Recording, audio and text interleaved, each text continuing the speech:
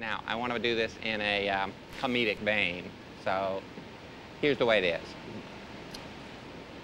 About 30 years ago, I was walking along, and I heard this voice. And the voice said, excuse me, and I said, yes, and it was the Lord's voice. And the Lord said, I've got a mission for you. And I said, I was about to come out of the service, and I wanted to do something, maybe a doctor or a lawyer or something. And the voice said, yeah, I think you ought to spend the rest of your life as a crazy person. And I said, wait a minute. I was really planning to be a doctor or a lawyer or make a real contribution here. Can we talk about this being a crazy person for the rest of my life? And they said, no, you're just going to be a crazy person. So I said, oh, please, Lord, I don't want to be crazy. I don't want to do this.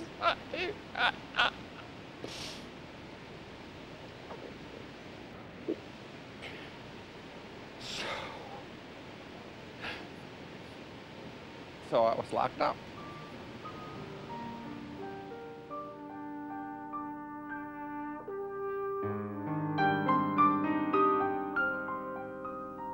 If you had a voice talking to you and you thought it was God, and you really believed it, see, because if you don't really believe it, then it's different. Once you really start believing it and you start acting on it, as you would if you did believe it, that's when you start doing things that other people find problematic very often. I did turn into an atomic bomb once in a Catholic mass ceremony. I guarded those bombs, and I developed a Manchurian candidate delusion that people were put under hypnotic control and they were threatening the bomb. Nobody wants to really think that they could actually have difficulty organizing their own thoughts, that they couldn't trust their own perceptions of things. Even your feelings don't really belong to you, and it's like you're being violated as a person. What part of your illness causes you the most trouble? That means he's going, this is 12 seconds, and you have to read which way to get rid of it. It's an illness of the brain. It's a physical illness. An organ of the body is ill, just as your lungs and your stomach might be ill, and people need to realize that you can get treatment for it. Schizophrenia is an illness that, as of yet, does not have a cure. It's a chronic illness that tends to exist throughout one's life. It's a chemical imbalance that a person is born with from the beginning, and it's just a time period of when this is going to kick in. It's one of the perplexing things about schizophrenia, that it hits people at this strange age, the teenage years or young adult life. Some people have called it Alzheimer's in the young. A lot of people think that it's a split personality, and this is actually an incorrect way of viewing it. Schizophrenia affects about 1% of the population, and it does so in rural villages in Indonesia, and it does so in New York City. Steve, did you took that medication away from him, the one that he has in the pocket? Yeah, they were out-of-date birth control pills. I just tossed them. Okay, if you take that, you can get very sick, man. Where do you find those birth control pills? Where do you find them? In the bus. The bus? In the bus? Yeah. Schizophrenia is not a character flaw, is not a response to a poor upbringing. And it's not the person's fault. Nothing that the person with the illness has done has caused it, and nothing that the family has done has caused it. Shaking from side effects from mental illness. Schizophrenia is where different parts of your brain are randomly affected. There's little imperfections in the tissue, and as a result, what you're doing with various parts of the brain get confused. It's not like other illnesses. It changes how you think. I mean, what greater curse at some level can you come up with than that you're going to be thinking differently and unable to know when you're thinking differently? The voices say, well, yes, you're going to die today, or you're going to die real soon, and they've been saying that for 15 years. And I've been their dope for 15 years. They get voices. They have delusions of things occurring that other people don't have. They have hallucinations. You just hear this voice, and it's like, you know, what in the hell is that? See the walls cave in when I was around 8 years old, thinking the devil was after me. I saw images of Jesus. I saw images of Satan. They're more apathetic. They're more isolated. They don't have the emotional richness or responsiveness. A lot of people say if you don't smile, you ain't happy, though. But with schizophrenic, that's not really the, what's happening. If you look at the finest artists and the finest composers, 30, 40, even 50% of those folks diagnosable with serious mental illness, primarily manic depressive, but also schizophrenic to some degree. People who get this illness don't lose who they were. It is the same person struggling either with something that they sense is slipping away, or it's the person struggling with these outside forces that are invading them, and they grapple with this on a daily basis.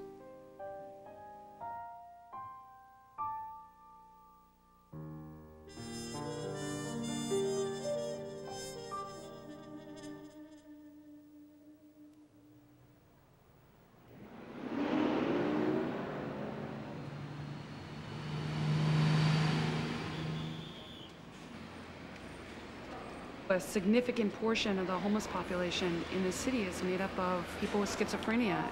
And there's a team run by Project Reach Out that goes out and talks to people in the parks and lets them know what their options are and lets them know what's available to them in terms of assistance. We give you sandwiches before? Yeah, 1 or 2 ice, right? I'm sorry to wake you up. My name is Margarita and this is David.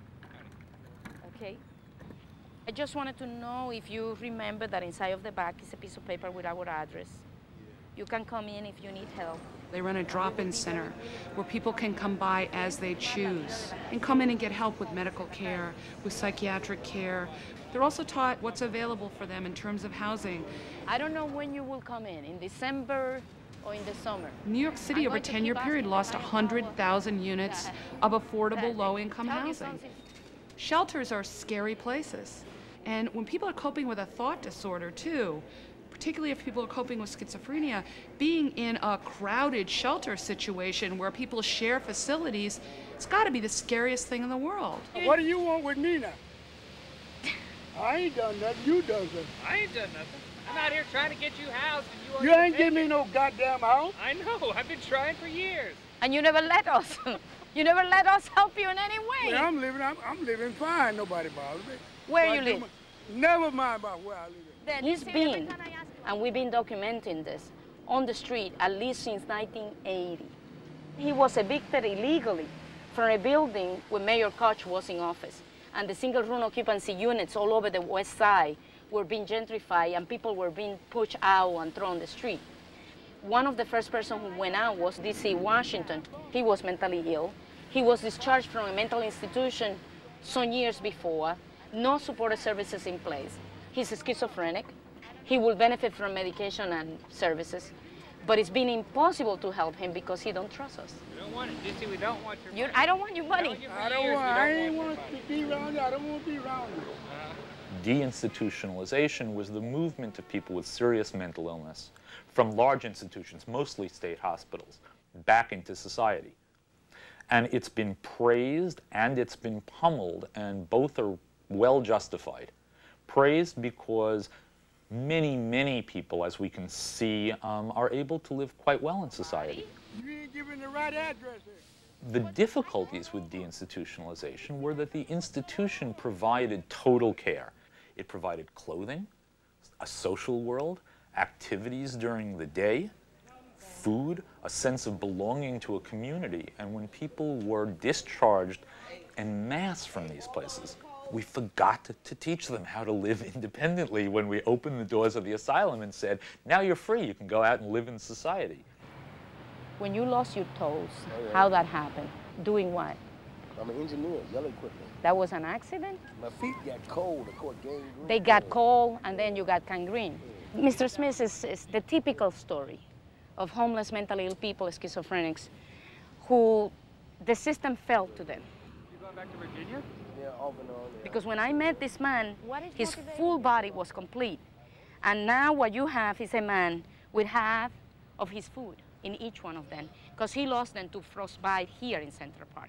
But for 10 years, I've been seeing this man twice a day 5 days a week, offering him a sandwich, trying to come closer and closer, in order to sustain a conversation that would allow him to get to understand that I want to help him. And when did you purchase this home in Virginia? This month. This month? That's nice. The conversation is always about the same thing. He has a home. He don't need no services from us. Do you think that you deserve better than to be sitting in this bench in this situation? No. No? I tell you that represent a failure of the system because I know that Mr. Smith has been hospitalized at least 5 different times. Now, in 5 different occasions, you're going to tell me that the system was not capable of placing this man in a place that will provide the support services that he needs in order to be able to live a normal life like anybody else. Now, no one can tell me that that's not possible. It's humane, for God's sake. And as I said to you before, we can help you to find permanent housing. Human kindness, human understanding, empathy. That man doesn't get that. We are his friends, and it's sad to say this, but we are his universe. Okay, Mr. Smith, I'm sorry that I bothered you so much today. Okay? Bye-bye. See you later. Who want to be with this illness that is so cruel to you, that take away not just your health, but it take away your freedom, your hope, your dreams, your dignity, you know, it take away everything. And then, on top of that, you get blamed for it, you get ostracized for it, you get abused for it. You know, the system really doesn't get it.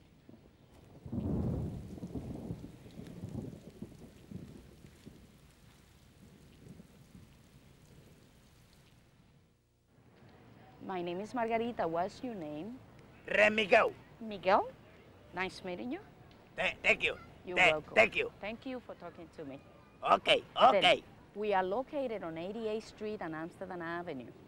Do you know how to get there? Yeah. Where you are right now? Over here. But where? What street is this one? Hello. What street is this one that you are? Over here. It's usual for us to find people like Miguel in Central Park in the condition that he was. Psychotic, incapable of telling us where he lived, what his name is. A person that you cannot understand what he's trying to tell you. And find somebody in the conditions that we found him. Smelly, with dirty clothing, hungry. All that is normal.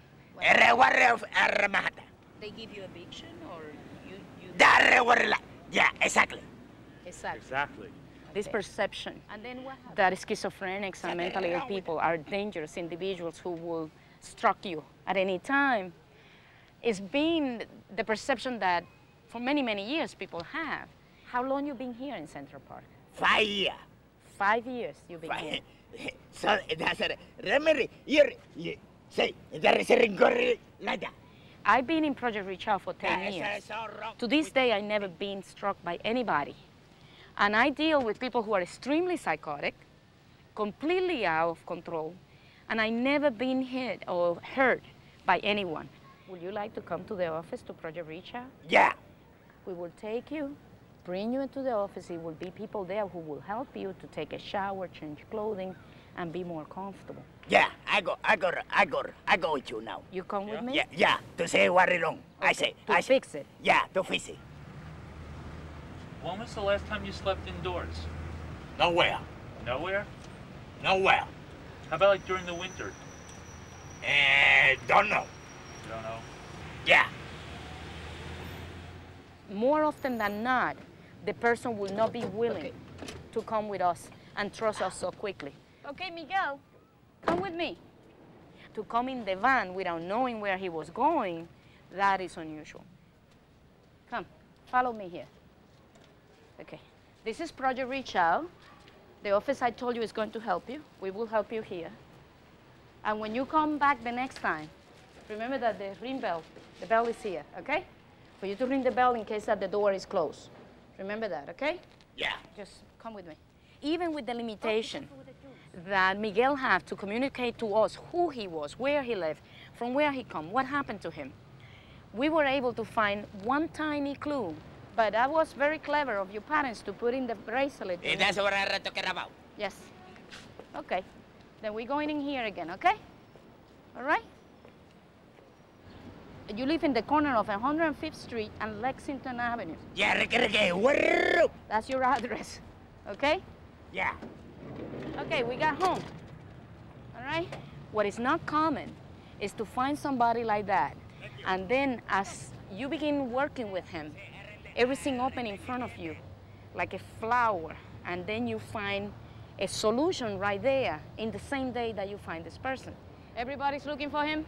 Okay, you see that the whole neighborhood is looking for you. Yeah. Come on. Working here with this population is like getting willing to go through a dark tunnel. Right here, right? And knowing that at the end of the tunnel, you will find an incredible bright light. We found it in Central Park. In Central Park. 1, 2, 3, 4, 5. Okay? 5 days. I found people here who gave me the most incredible happiness of my life.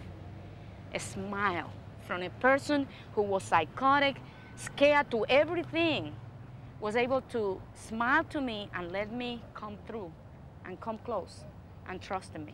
Que viva este país.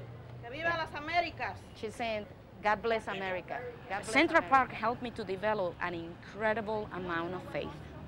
Then when somebody gives you that, that is an incredible gift. And you must learn how to treasure that in order to give it back. Dale un abrazo. Okay. Okay. Bye-bye. Con usted también. Okay, bye-bye. See you. Bye-bye.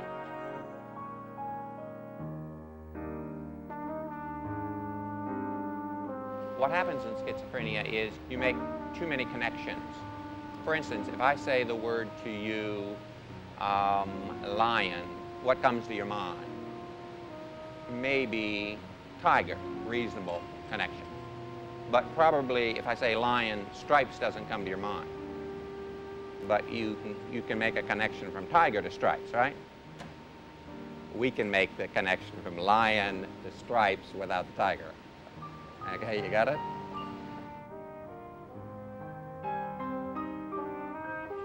You know, you use these terms for us, you know? Oh, that's great, that's crazy, that's nuts, that's a nutty, that's wacky. You know, you schizos and Marsh, I mean, as soon as you use one of those terms, you automatically exclude it. You don't even think that's excluded from the realm of rationality and what we will accept.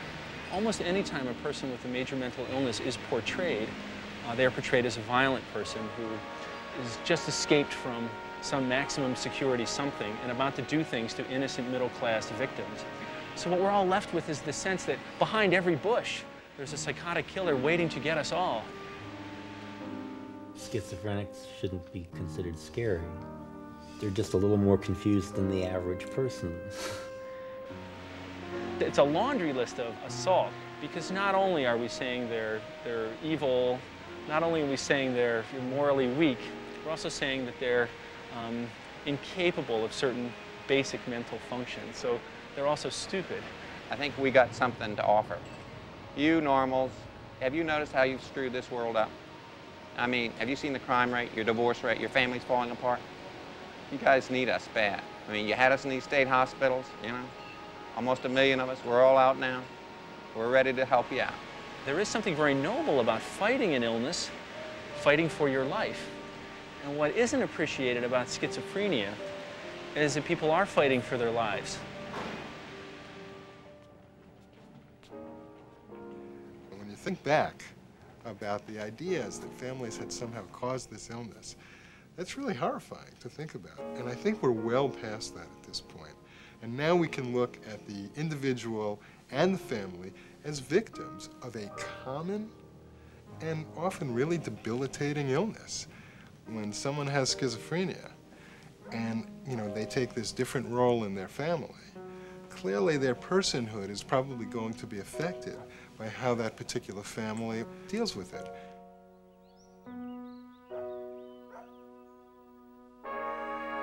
Well, in high school, I was really into tons of activities, and I had a lot of friends and everything like that, but I never told anybody that all this time I was thinking that people were saying bad things about me. Kristen always very much valued friends. She may have said she was on the homecoming court. She liked having dates. She very social. I was a cheerleader, and I was in the pep club, and I played my flute in the marching band and the orchestra. She was a pretty good student, too, you know. And I remember when she took the PSATs that people take, she did very well. You know, I thought it was so great. You know, everybody knew who my sister was. She was Little Miss Popular and, you know, into all the school activities and stuff. And so I was really proud of her. And I didn't know at all that she was having any sort of, you know, negative feelings or delusions. And I thought people were saying I was dumb and ugly and things like that. But yet I didn't say anything about it because, you know, I thought those thoughts were true, but I guess they weren't. I kind of knew that I was mentally ill, I think. I went away to school at Arizona State, and I just got sicker and sicker. And she just really fell apart. I mean, she started having these terrible delusions and constantly on the phone. It was every day, you know. And I ended up having a suicide attempt right? Mm-hmm. I had a suicide attempt at Arizona State. I just want to say it's not worth it. I won't do it again. It's a terrible experience to go through. Well, when she came back, it was the most traumatic because then it became clear that she was really sick. She really developed severe symptoms such as hearing voices. She would respond to the voices and run out of the house and run down the street. And I was trying to catch her, basically, and it was a cold winter night. And it was, I felt so totally helpless. It's a real nightmare. And she went into the hospital for quite a while.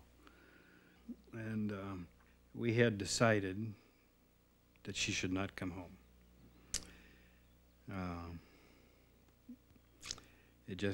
She needed to be in someplace to have care all the time. John and we picked her up at the hospital and took her to the care facility.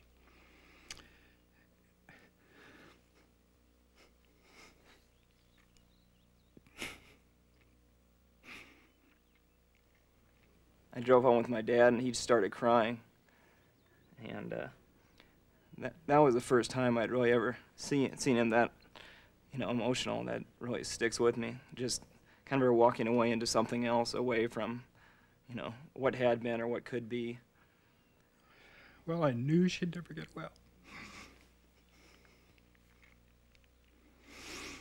When the person becomes ill, you have all these dreams, and the person has the dreams too, and they're shattered, and you don't know how to handle it. It's like the balloon has burst.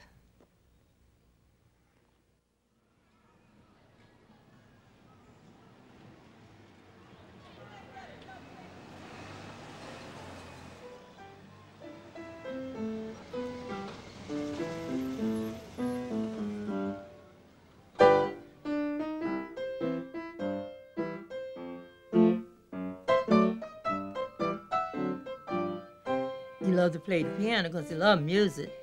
He started real early, you know, picking up notes on his own. And so then we started getting the music lessons. One of his teachers said that she gives out an assignment for him to bring in the next day. So by the time she got through talking, he said, "Could I turn mine in now?" I said, "How did you get it so fast?" So we said, "Well, that must be his talent." Mm-hmm. James started being sick a lot.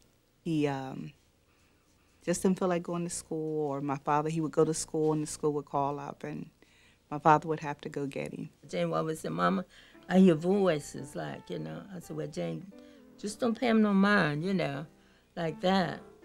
But he kept on talking about that. So that's the reason why I asked him, let's take him to the doctor, you know, to see really what was wrong with him. In the beginning, I don't think they diagnosed James with schizophrenia. I think in the beginning it was manic depression.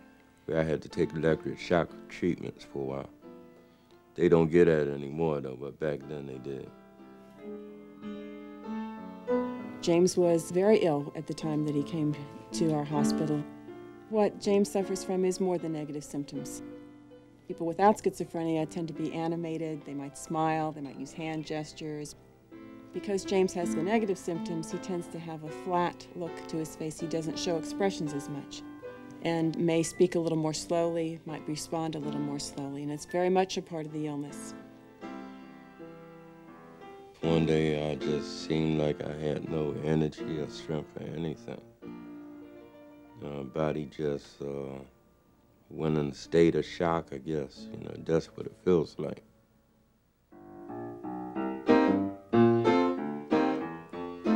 He was a student at the Berklee School of Music in Boston at the time he developed schizophrenia.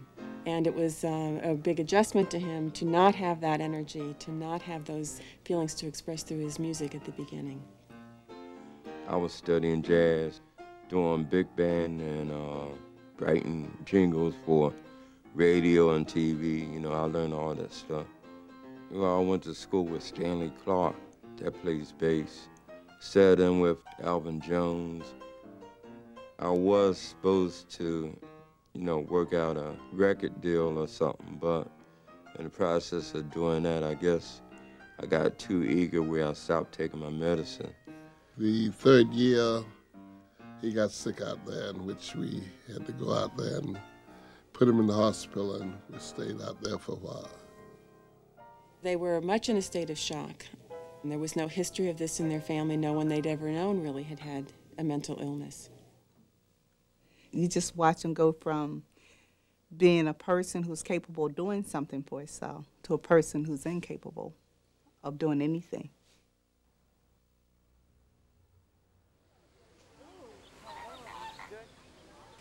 This is the area that pig flamingos are. What do their chicklets look like? Actually quite big, but they aren't pink, they're a brown-gray color. Well, what's that one back in there? That's a duck. Oh. Well, I'm a volunteer at Los Angeles Zoo. So maybe I can be an animal caretaker, or maybe I could be a volunteer assistant docent. Good. I don't talk about animals to the animals as much as I've thought about that I wanted to become friends with, such as the parrots, you know, and actually, you know, talk to them actually. And I know my sister is 3.5 years older than I am. And as a little child, I adored her. I would follow her around and wanted to, you know, play with her at all times.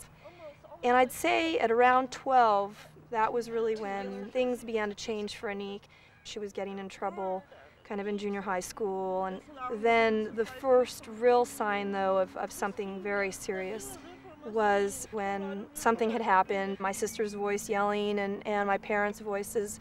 And I don't really remember much of the scene other than running back in time to see her slit her wrists. I've heard that rhinoceros will charge you.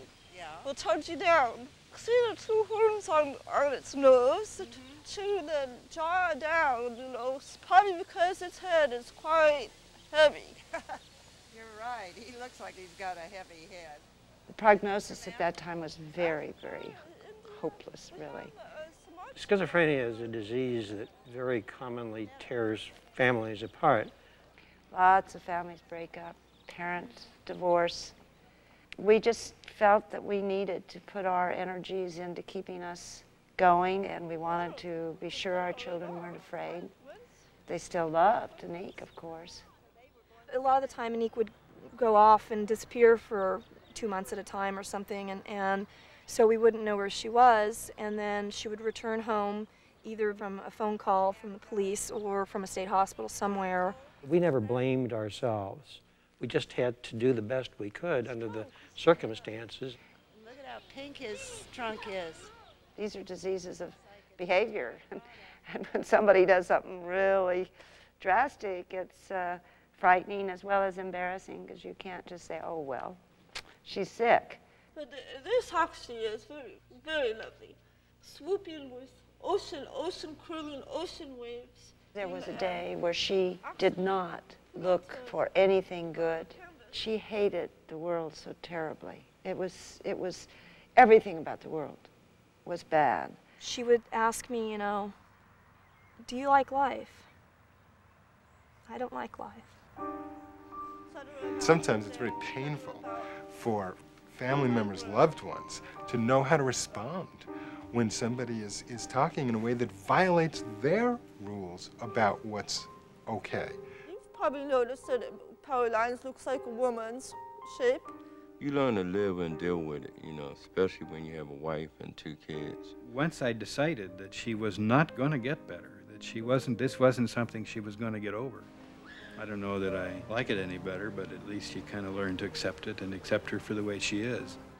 What kept James going a lot of the times is the fact that we believed in him, and we just kept telling him that, James, if you really try, you could really get over this. When you have someone who develops schizophrenia in your own family, even if you're a professional, it's like you don't really know what to do. Sometimes it may be difficult to get beyond the behaviors that don't seem so normal. Well, you have a good woman that sticks by you, you'll do anything. You know, when he's under stress, I just don't bother him. I just let him be. Because we all go through stress. I don't have a mental problem, and I'm stressed. You know, I'm stressed. I tell Kristen quite often that she's one of the bravest and strongest people I know, and she helps me become strong. I'll call Kristen and she'll be laughing and telling stories and have a full life, and now is dating someone and talking about her job, and has this really incredible attitude and spirit that comes shining through. People with schizophrenia, many people become uninterested in other people, and she's never done that, you know. She's always had this desire for friends, and so that kind of remnant of her personality sort of stayed. Well, it's so beautiful here. Today, ℚ𝕝𝕚𝕚𝕚𝕚 1,000 hours at the Greater Los Angeles Zoo is like a master's degree. It's been especially exciting to us to see her rejoin the world. I'm involved with the world, and I realize that. So I just keep busy with art projects, and wanted to draw animals, sort of nature seems that animals are in amongst nature. So I drew a series of birds, 2 birds, 2 birds, 2 birds, and 2 birds, with the background being bamboo. She has a life that she loves, you know, that she enjoys. You know, we feel ℚ𝕝𝕚𝕚 is allowing herself new challenges every day.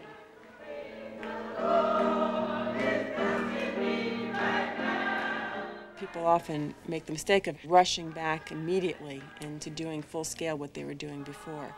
What's been nice for James is that he could come in quietly and slowly and play at the church. He's been able to find a real use for his talents and his abilities, but in an environment that feels comfortable to him. When I started playing in church, well, my pop told me I had the option to play in church, serve God, or serve the devil in clubs. So, so I had to make a choice.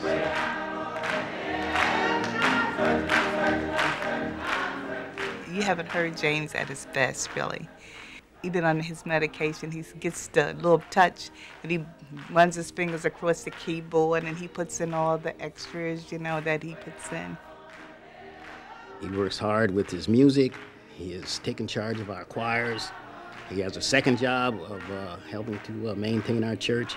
He's second to none when it comes to that.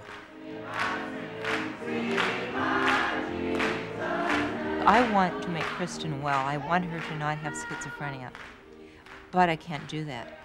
So what I'm doing right now is advocating for things that I can make a difference in, such as housing, and such as better research and medications. These are people, you know, their behaviors are a little different, their perspectives are a little different, but they're very human.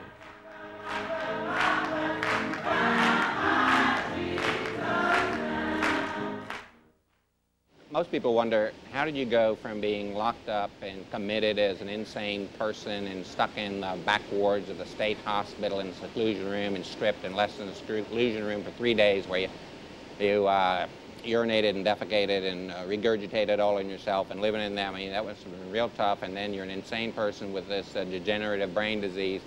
How did you go from there, 12 years later, being the director of psychology in the same state hospital system where they locked you up? Most people get curious as to how I did that. If you look at enough people with schizophrenia, I think you will find people who have deficits in slightly different areas. But what's not happening is the normal integration, the normal thing that's so miraculous that we do all the time, where all the different pieces are able to just work together. What causes it is not really well understood, and how to treat it we're just beginning to develop a solid sense of. I think there are really two main areas in the basic science of schizophrenia. One is genetics. The other major area is the studies using neuroimaging, and those give us a chance to see the brain directly. We can see its anatomy, and we can see its function and physiology. At the moment, there is a time artifact in that it allocates matrix and vector. The imaging lab here is really part of the Mental Health Clinical Research Center. We develop software and also manage and process images that are collected as part of the schizophrenia research effort here at Iowa. We're trying to take the measurements on people's brains and characterize the illness in a more definite way.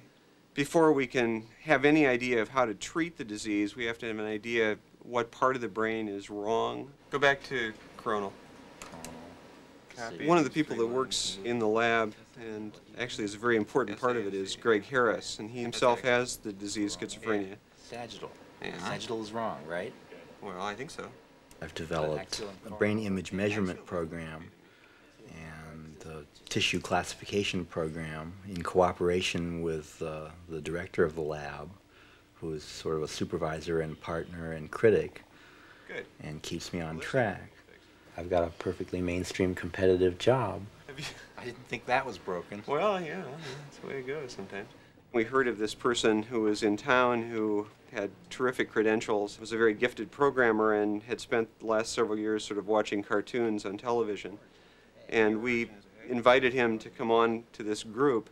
I'm not just a programmer there. I've been sort of thinking about how to measure the brain in general and what can we do about that. We would look at how big this part of the brain was in schizophrenics and in controls and try to decide if it was different sized.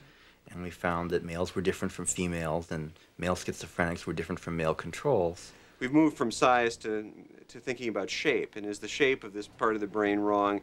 Shape might give you a clue toward whether it's been a developmental problem or whether it's a genetic problem and things like that. It's a complicated organ. I think you're getting a sense that the brain is complex, and that up until fairly recently, we hadn't even been at a level where we were able to ask sophisticated questions. As schizophrenics think about things, how do their brains work that may be different than when normal controls think about things? And that's really where the good stuff is, I think. The metabolism in various centers in schizophrenia is lower. There's less blood flow, there's less glucose metabolism, and so on. The point of the molecular biology is, of course, to figure out how things are injured at the level of DNA. There's research that's been done that all kinds of difficulties prenatally make it more likely that people will have schizophrenia. So that the damage doesn't have to come from the gene, it can also come from what happens before you're born. The human brain continues to mature well into the 20s. But the final maturation process, which involves pruning of cells and, the final little hookups at the end, those occur in adolescence and young adult life, and those go wrong. One of the great tragedies of the last 30 years was the notion that meds alone would be the answer. I don't think that the medications that we have right now are going to cure the illness, but they are certainly better, more effective treatments than the earlier medications. The old drugs were harrowing, I think. They put me on Navain because I was angry and preoccupied, and they had this little slogan: Navain turns a dragon into a butterfly. It didn't. It would smooth you over in a way. But you still had the beliefs and the feelings and so on. They just didn't have the energy. They were sort of gentle anger and gentle bitterness and gentle irony. And seeing the effect of medications is a fairly major issue. watching the roller coaster of trying various medications for this illness is really hard, because it really changes a lot. My first chance at a modern drug was Risperdal, and Risperdal acts on two systems at once, the dopamine system and the serotonin system. And it took care of the serotonin system in a way that it was completely new to me, and my anger went away, and my despair went away, and you know, my whole outlook brightened. Medications have been coming along that patients just do better, and they do better consistently than they did before, and we can't believe it. It's like our jaws have dropped. We're going to see most people with schizophrenia do much better in the next 5 years, and then we're going to have to say, well, how do we handle the expectations? How do we handle the disappointments that then come on with doing better and having improved functioning? Well, there are going to be disappointments. There are going to be dissatisfaction. We as a profession are going to have to learn much more about rehabilitation, much more about how to help people cope with disappointments, and help people through so that they can arrive at the end of that process safely. The water looks pretty good. Yeah, nice and flat. So how's your job been going? You guys been making some money? Never enough. Yeah.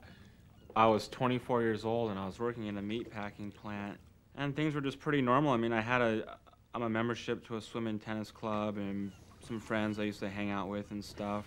And then it's just one night I was sitting with my girlfriend, and all of a sudden I heard this voice like say, "You're gonna get it now," or something like that. And then I was like, whoa, what was that, you know? I gotta pull the stern back to here to give me room to turn around. Okay. Then I went to bed, and I woke up the next morning, and then a voice was like, yeah, I'm back, you know, and I got some friends with me, and I could actually kind of like talk to him myself, you know. He was like, I want you guys to shut up, you know, and he'd be like, oh, we're never gonna leave you. And plus I was feeling like really paranoid, like people were out to get me. I think part was just fear of just like I had no idea what was going on, and I was trying to figure it out.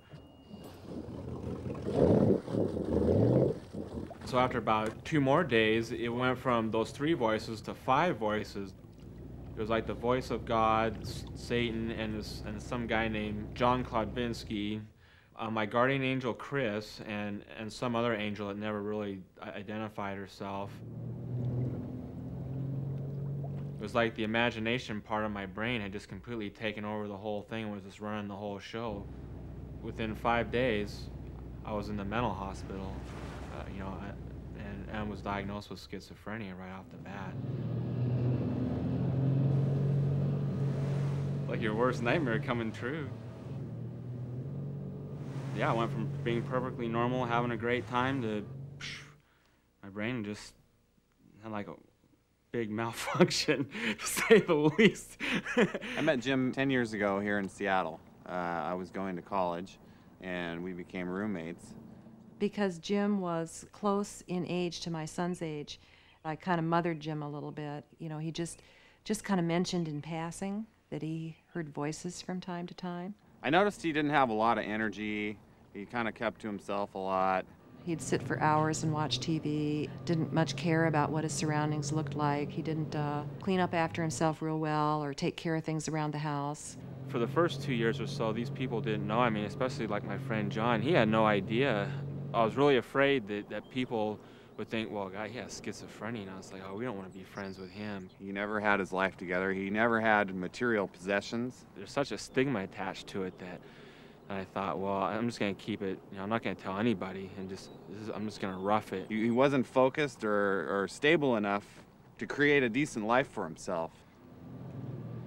I came back one day and his truck was destroyed, and he was gone, and I talked to my other friends that were still living in the house, and they said, well, he had run his truck into a bridge abutment and tried to commit suicide, and that he was in Harbor View. Then after that came the point in time where the voices told Jim to jump off the roof. I got up that morning and I went into the living room to watch some TV. Hi, folks, and welcome to our show. Believe it? And we're devoting the entire hour to it. It's a suicide. Jim Fitzgerald died off the roof of his house. Folks, live right here. So he's back. The people on the talk show were talking about me. Dead man. And if this all-American boy And we're all just nuts about it, folks, so stay with us. We'll be right back. Finally, after about another 15 minutes of this, I finally decided, well, crap, this must really be true. It is my shepherd I shall. Your death is a redemption for your sins. There is no redemption, only punishment and torture you deserve. Satan's right, dude. I don't take sides, but we were CIA. See how many people you betrayed. Come on, Jimmy boy, get your ass up on that roof. We are one. We are three. Father, Son, and holy bullshit. You really are. You do know. You know? I was thinking to myself, boy, this is not a good idea. The real point is So I got up on the top of the roof, and I'm looking around, and I'm thinking, God, I wonder what side I should go off of. You can do it, my son. And I just looked around, and I went, well, I guess this is it. Go! Lord is my shepherd I shall.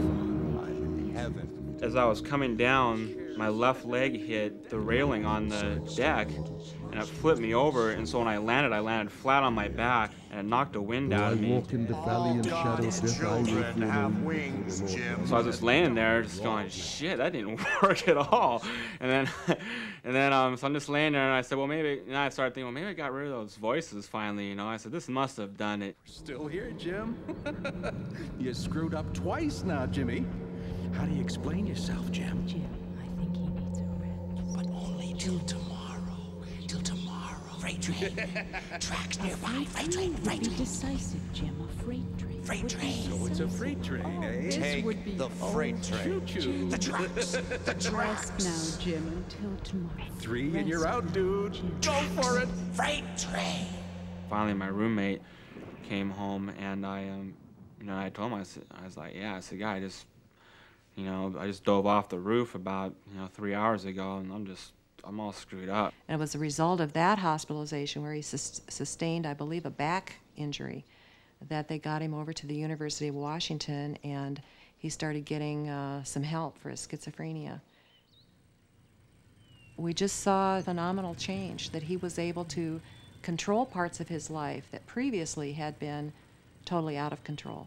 And at the same time, I was trying to help Jim learn more about gardening and horticulture, because I felt that if worst came to worst, he would always be able to fall back on that as a way to support himself. Look at this clematis that you planted for me. Boy, that has just been great. It's taken off. Yeah. The Jim I know now is a Jim that's had a job for 10 years. He goes to work every day. He does landscaping on the side. He's got lots of energy. He loves to ski and mountain bike, and he's married and he's got himself a nice home, and that's living. Nothing's come that easy to me. It was just a lot of work and just keeping at it, and just one small step at a time, and then just you take little baby steps, and suddenly you've reached a pretty big goal. This whole front yard was just grass and weeds. I mean, it was like even buying my house. That was a huge accomplishment for me, and people were amazed at that. This landscaping in here. Who knows what absolute personal hell he lived in? None of us can know that. Then my newest thing I'm doing is I'm building this deck, and right now I'm working on putting in the plumbing and the electricity. I'm like everybody else that has schizophrenia. I mean, I would like to be cured at some point in my life, or as I would certainly hope to be. I don't know if it can be done, because the mind is one of the, I guess, probably the most complicated of all.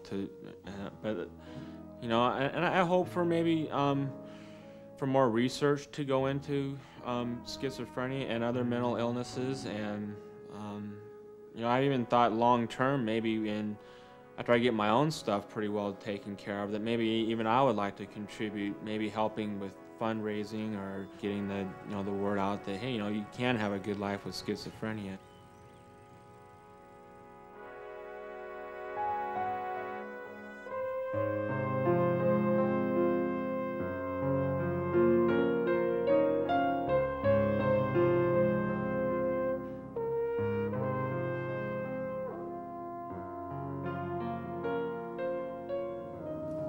I think what we can learn from Dan is that there's a person behind the illness.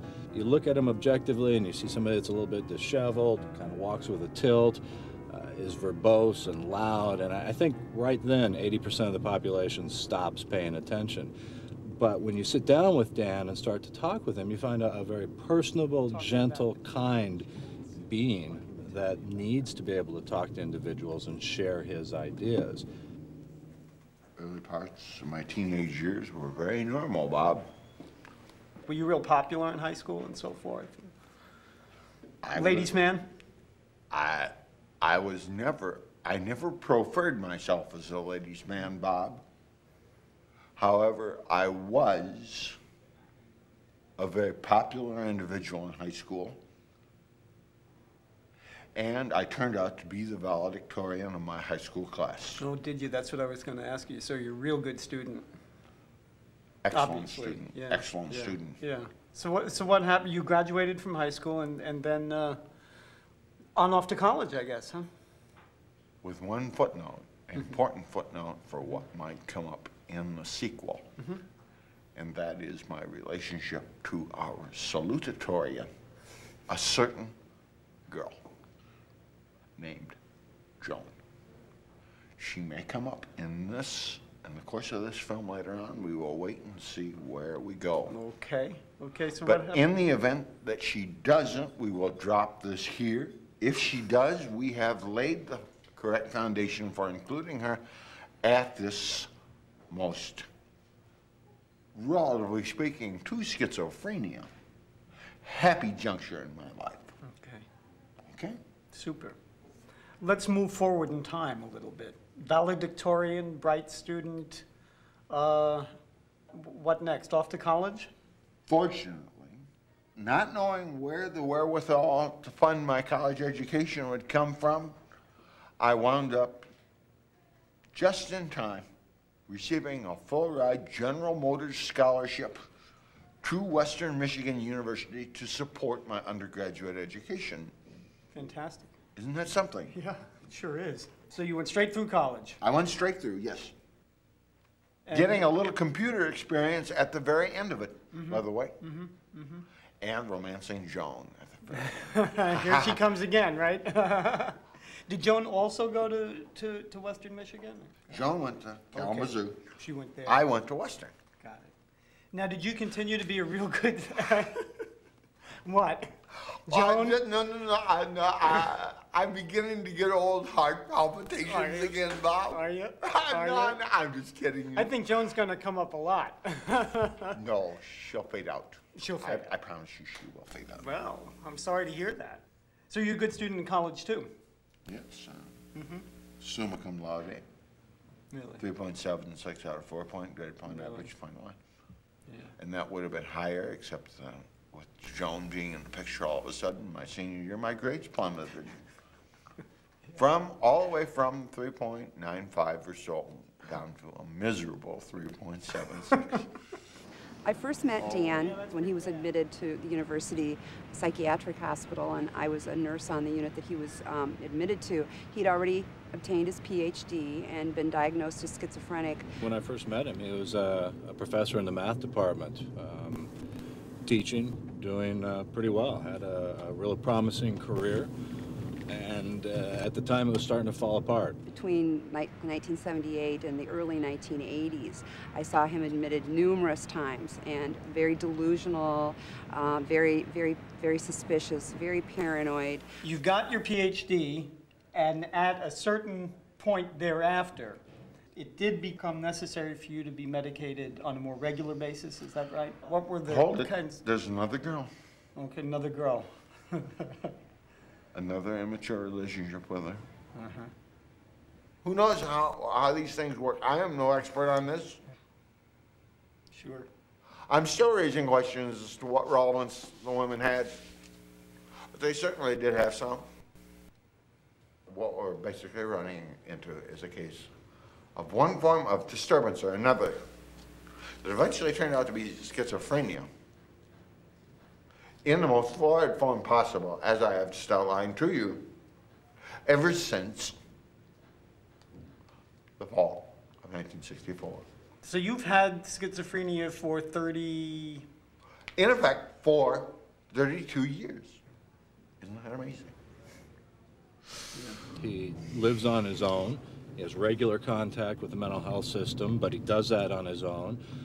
He's not on commitment now, which means that he's at least participating in the program, has enough insight to go in and get his shots.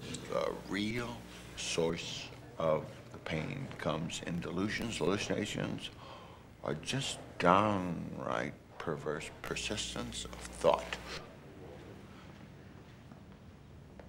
The Wesley House is a great place. They allow a lot of people to come there. They run a free medical clinic. They let the mentally ill in and out.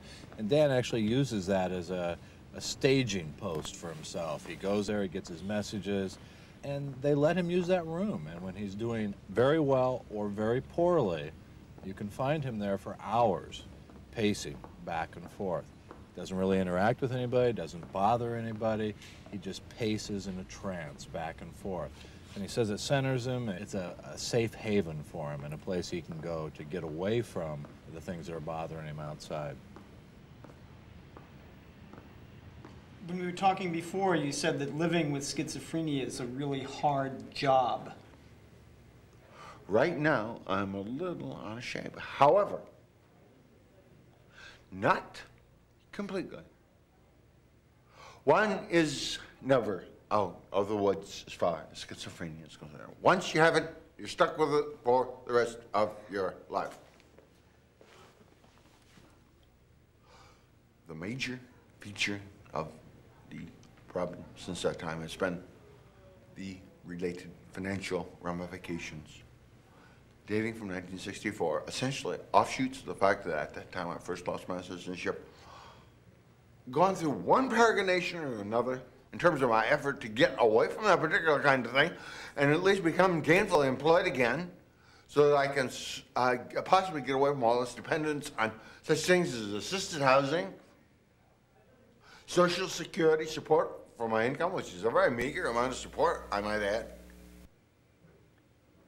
and most importantly, payment on the part of Medicare and Medicaid for my health insurance.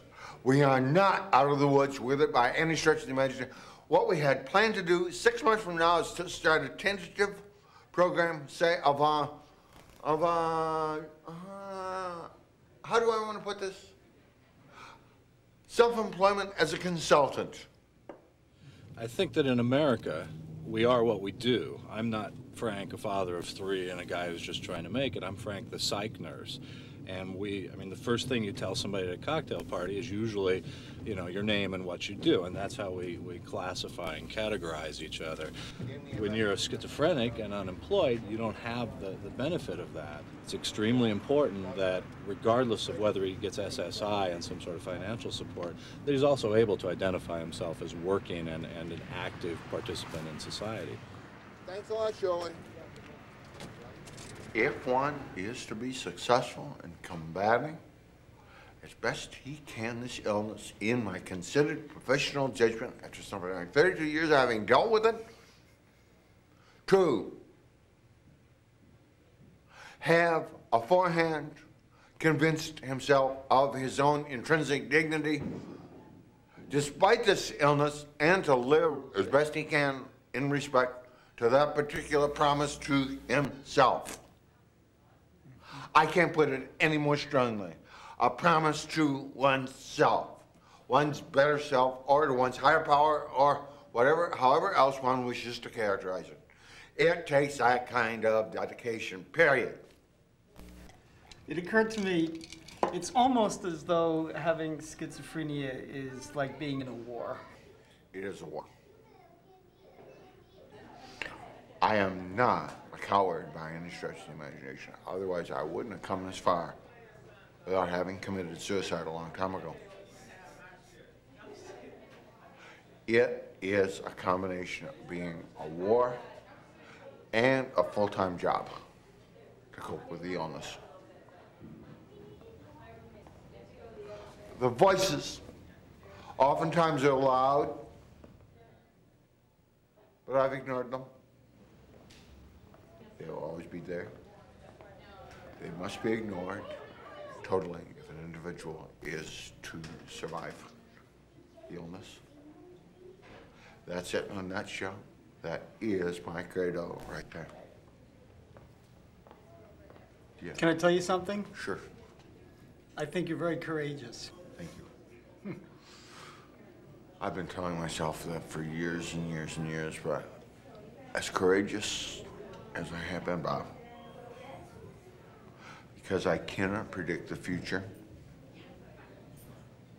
I do not know how much more courageous I'm going to have to be, and therefore I don't concentrate on my own courage. I just step along from one day to the next day to the next day, praying one hell of a lot as I go for the strength to continue the struggle against this insidious scourge.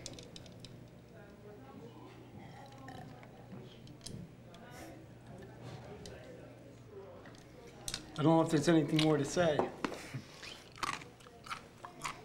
Oh, there's plenty more to say. I caught you with a couple of tears in your eye. Oh, you did, huh? Yeah. We gotta let you recover. I'm fine. Hey, you're not the schizophrenic I am here.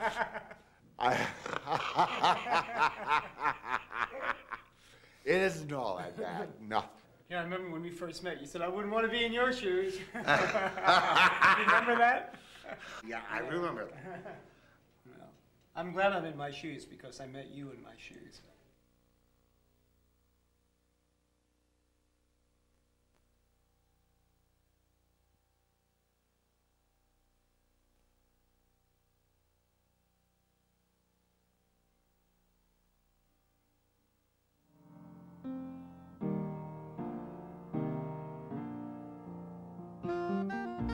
Well, I think it's like something that's trapped inside of me. I'm still the old Kristen, but I just am struggling with a problem. Oh, I have delusions. I had this phenomenal delusion about this film, in fact. When we were planning this film, I came to start to believe that people had seen it in the past.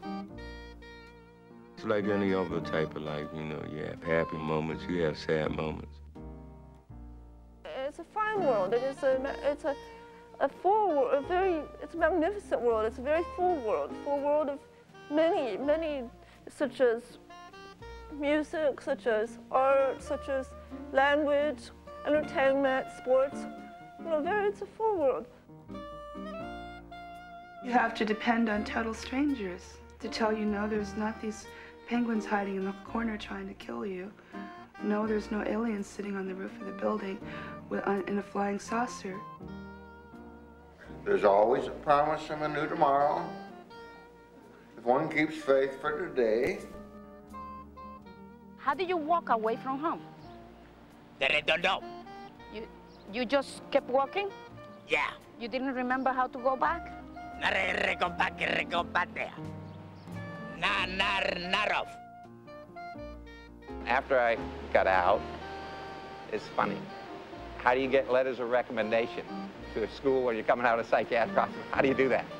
In Bethesda, who do you think the patients are? Admiral so-and-so, General so-and-so. It was great. They all were very encouraging. I got into graduate school. I got through. People tend to think of people with schizophrenia as being dangerous or being violent, and really, in truth, the main threat is to themselves. About 10% of those with schizophrenia will commit suicide, and that's compared to the national average of only 1%. One of the stifling realities of our society is that we don't come in contact with enough people who are different from us in all kinds of ways. It's not because they have schizophrenia that we can learn from them. It's because we don't.